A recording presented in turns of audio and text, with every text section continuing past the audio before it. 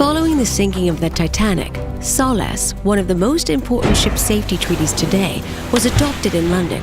Then in 1948, after the founding of the United Nations, the International Maritime Organization was born to deal with shipping matters.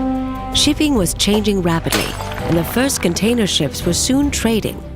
10 years later, the 21st country ratified the IMO Convention, triggering entry into force on 17 March 1958.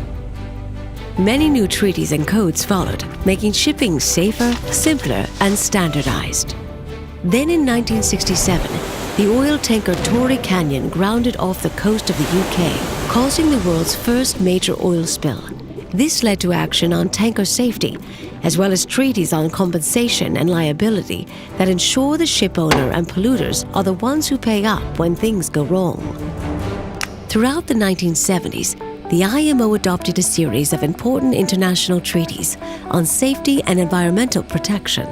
There was the Revised Convention on the International Regulations for Preventing Collisions at Sea, and conventions on safe containers, the prevention of pollution from ships, the International Maritime Satellite Organization, and on maritime search and rescue, ensuring people in distress at sea can be rescued promptly, no matter where the accident occurs. By the 1980s, the IMO had more than 100 member states, so the new IMO headquarters was built in London, and IMO established the World Maritime University in Sweden and the International Maritime Law Institute in Malta. The IMO was undertaking more missions in the field to train people and help countries apply the IMO rules. New ocean protection measures came into play in 1990. Australia's Great Barrier Reef was designated the first of many particularly sensitive sea areas. Other special areas set strict rules for the discharge of oily waste. More environmental action followed, with a ban on dumping plastics from ships into the sea, regulations on air pollution, and a treaty on ballast water designed to stop the transfer of invasive aquatic species. The fight against climate change led to mandatory requirements aimed at reducing CO2 and GHG emissions. By 2000, cruise ships were carrying over 3,000 people, and new regulations were developed to ensure their safety, and IMO adopted a code for ships navigating in polar regions.